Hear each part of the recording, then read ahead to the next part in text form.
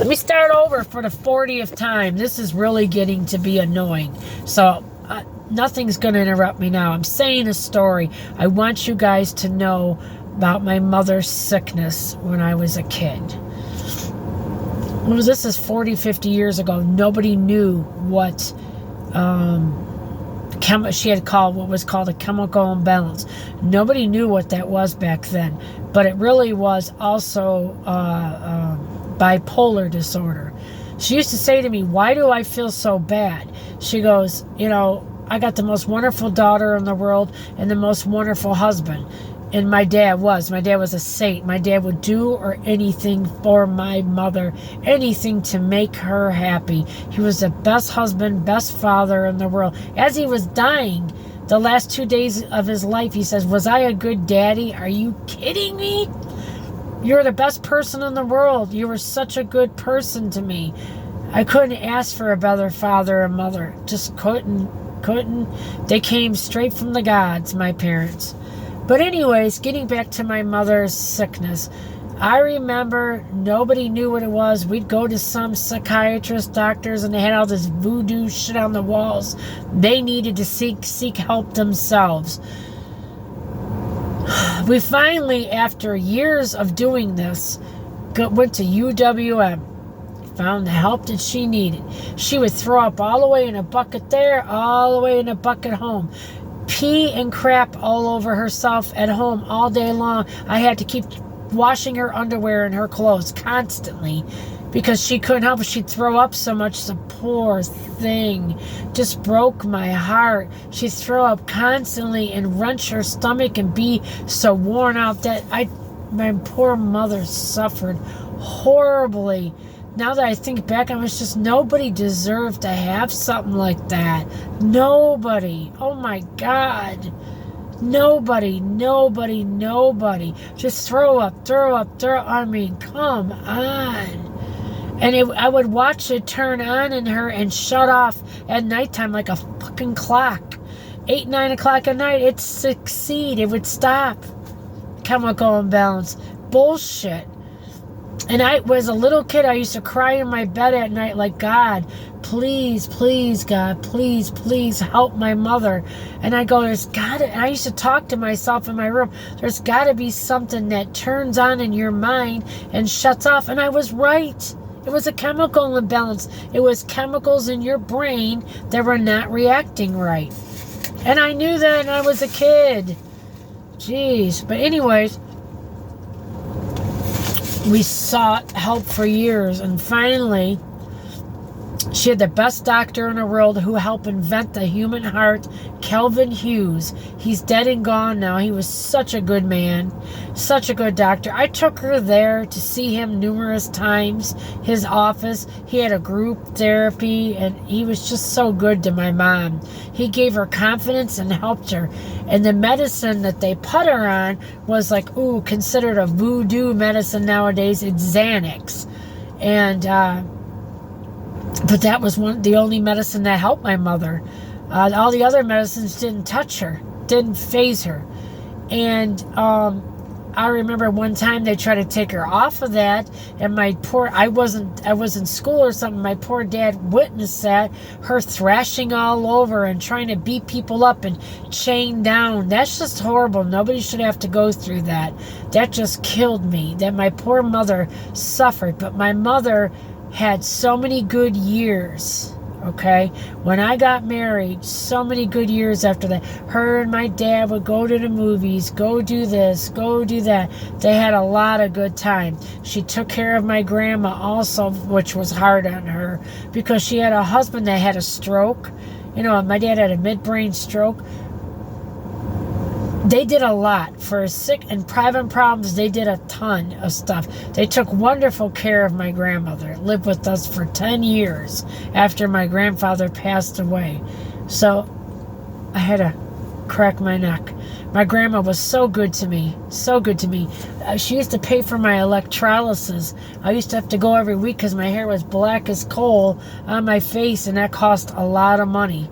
She took really good care of me, and we were good friends. I loved my grandma. We were really close. Her name was Olivia. Love you, Grandma. To this day, her favorite perfume was Emerald. Oh gosh, it makes me sad. I miss her. I miss everybody. I miss my mother, my father, my grandma, my grandpa. I miss them all. My dad's mom and dad. I miss them all. Miss them all. My aunt, my godmother, my godfather. Oh. Yeah, so anyways, my mom finally got to help. My hair looks like shit. She cut this way too short up here. It was supposed to be long. I don't know what the hell she was thinking. She was talking and not paying attention. So when I see her next time, I'm going to have to yell at. I'm not trying to be mean, but she screwed up my hair this time, big time. And I gave her a tip. I'm not happy about it. So I'm going to call her and say, look, you weren't paying attention. I was talking to your boss for you. You completely cut the top of my hair way too short. It's not supposed to be short like this. Not. So, yeah. So I finally got help from my mom, me and my dad. My dad, at times when the times were bad, nobody would help my mom. My grandparents were like afraid to take care of her. They were already getting old. They lived out in a lake. So I had to quit school for a while to take care of my mom. I would drive her to my grandparents' house and stay out there. And that didn't work. It was just like, what do we do? The medicine was the key factor for my mom. And, my dad used to get so upset. One time he got hit by the garage door and knocked him out. I think he was knocked out cold and came to. He was that upset, walking back and forth. They gave my dad a special beeper at General Motors Tech Center because my mom would just call him and go crazy and want him to come home. He couldn't do nothing for her. He couldn't be chained to her side. But her sickness made her think she needed to have somebody right next to her. I couldn't leave the front porch. I kind of resented her for a while, but I got over that. And I'm so sorry, Mama. I love you. You went through such bad stuff. I couldn't leave the front porch, and she would call and scream my name.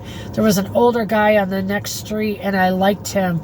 He was nice, and he talked to me and spent time with me. What did he say about me? He goes, you're just so sweet. You're the sweetest, nicest girl I've ever met. It's just like, I liked him. I thought he was just really cool. I wanted to be around him. And I don't know whatever happened to him or what, but yeah, I liked him. He was way older than me, but he was just nice. He was nice, somebody to talk to.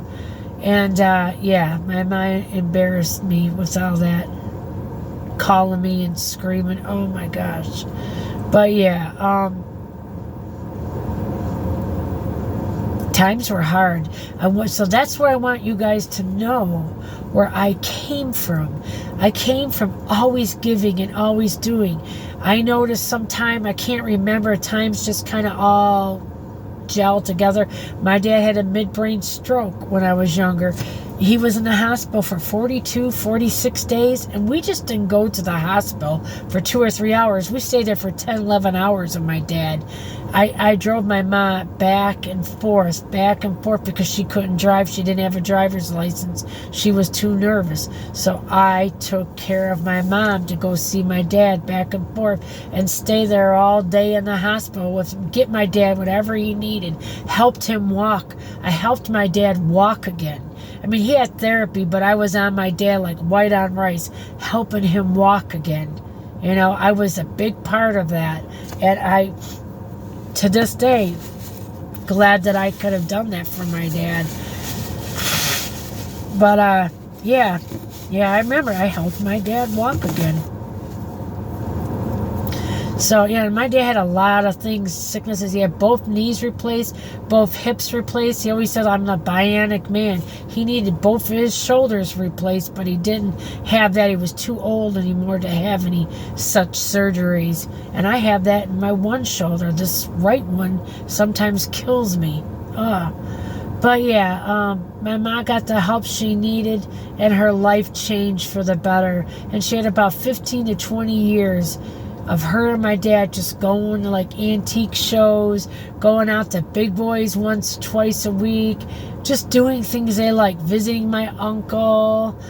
My uncle's passed away, and I only have one aunt that's alive, visiting her, just doing things. She had a good time. She deserved that tenfold, you know, but Yeah, so that's where I got my wanting to help everybody, from the hospital, helping my dad at home, helping my mom and dad. That's where I got that. That was always embedded in me. Take care of your loved ones, your family first, you know? So that's a little bit more about me. I've said this years ago to my first subscribers so they can know a little bit more about me. But this is so you guys, all you new subscribers, will know a little bit more about me. And I'm very privileged to sit here and say I did a lot of good. I busted my ass for my parents, but they busted their ass for me. They were such good, genuine, good people.